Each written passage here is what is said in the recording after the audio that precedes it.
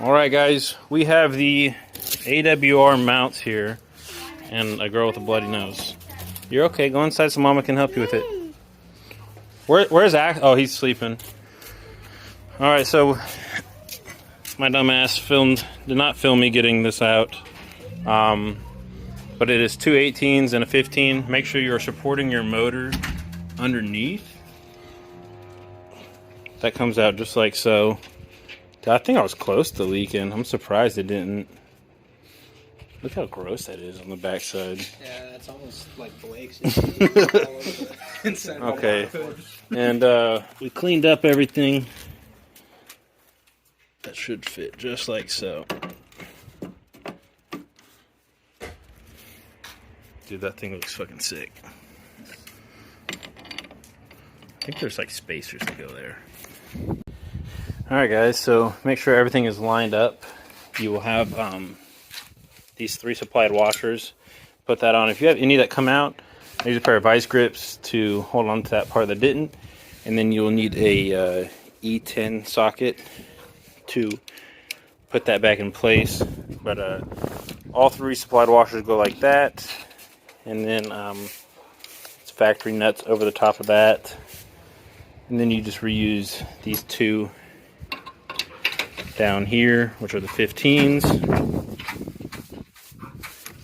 Bolt everything back together. Let me go look at the instructions. I want to say it was 60 foot-pounds torque for the whole thing. And then once we have the mount tightened here, and we have these tightened down, what we'll do is we'll tighten up this center bolt. Okay, so these are 60 foot-pounds torque. These are going to be 66, so let me put my torque wrench and tighten those down. So I'm going to hand tighten these all the way down, get them in spot. Well, obviously don't forget to put this bracket in, which I didn't have, so I took that off real quick, because that's going to support your coolant tank. And then once that's all done and tightened, before you put your coolant tank back, like I said, tighten this one down. It doesn't really say a specific torque on this, just make sure it's tight, but not too loose, and not too tight. But yeah guys, this looks so much better than OEM. Alright guys, so you're going to make sure everything is at 60 foot-pounds torque. Triple click. These are going to be at 66.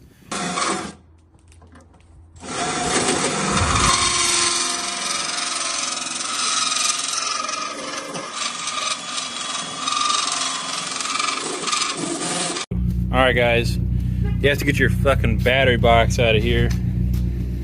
And if they're rounded, you gotta kinda to drill them, huh, Payne? I'm gonna add one of those videos in. So, yeah, mine's rusted out and all gunked up. Couldn't get that bolt off, so like I said, I had to drill both the heads off. I guess one of my batteries broke, or the previous owner had one break on them. But you got a piece of wood under there with the jack supporting the engine, or the transmission, I should say. And then now we're gonna go through and undo. We're gonna undo this bolt first. This is looks like it's the main one that goes down to the rest of the bracket down there. And then from there, you're gonna have these 4. These look like 15s, and this looks like a 17, maybe a 19. Let me verify. Guys, so these are all 15s. Get those out. You get the big center bolt out, which is an 18, and then the other 3 that are on the little bracket there are gonna be 15s too. So my transmission mount is absolutely fucked. Didn't even know it was that bad. Yeah, almost ripped completely through. Battery box bracket looking ugly. Battery box ugly. So we're going to clean all this stuff up real quick before we put that back in. A lot of corrosion on my negative side. We have the bottom part in, took the top part apart. I also modified my bracket here for my battery, but I'll show you that when we get there. So basically this spacer, still not sure where this bolt is, didn't really see it in the instructions.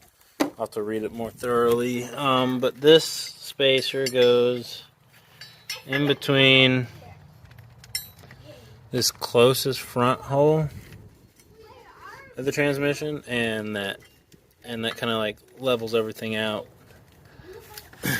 like so.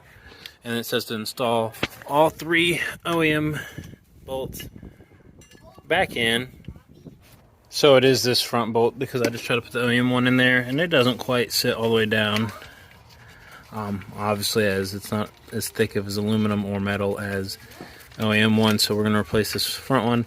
Maybe the instructions haven't been updated. Maybe they have an older style mounts, but fit fine. In this side one over here, there's no gap, but in this front one there is. So you just do that black supplied one with that. Twist down in there. That is a different size. That's like a 17. I believe. Let's see what it is. Here's an 18. Yeah, maybe it's a 16 because it's not a 15. It's too big. But we're going to torque these all down to 60 foot-pound torque. This one we're just going to get really tight with a hand and try to make it as tight to 60 as possible, as you have this bracket in the way that is obviously welded on. So it's really hard to get to that one. So we're just tightening it down with the wrench really good. So now that we got those torqued down to 60 foot-pounds all together, we're going to put on these. Hopefully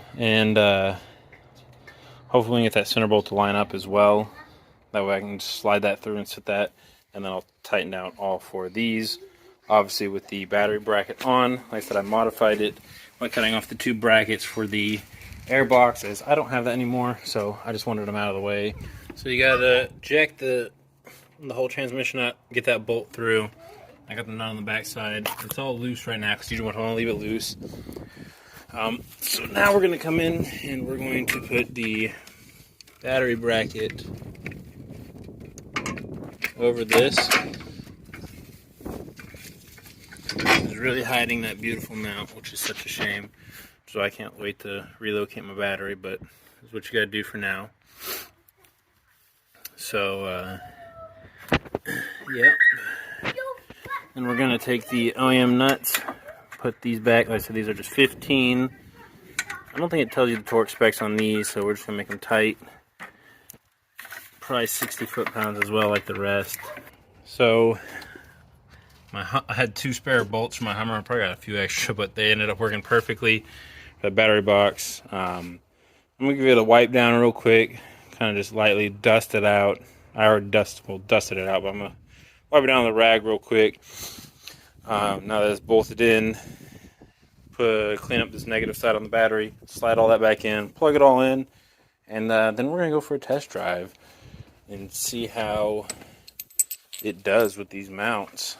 Battery's back in, so let me go wash up my hands. Explorer's out of the way, so we'll take this thing for a test drive once I wash up my hands.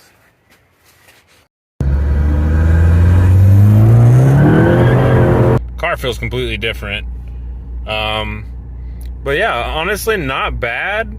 But I could see if you don't like vibration, then probably go with the softer ones. I got the 88.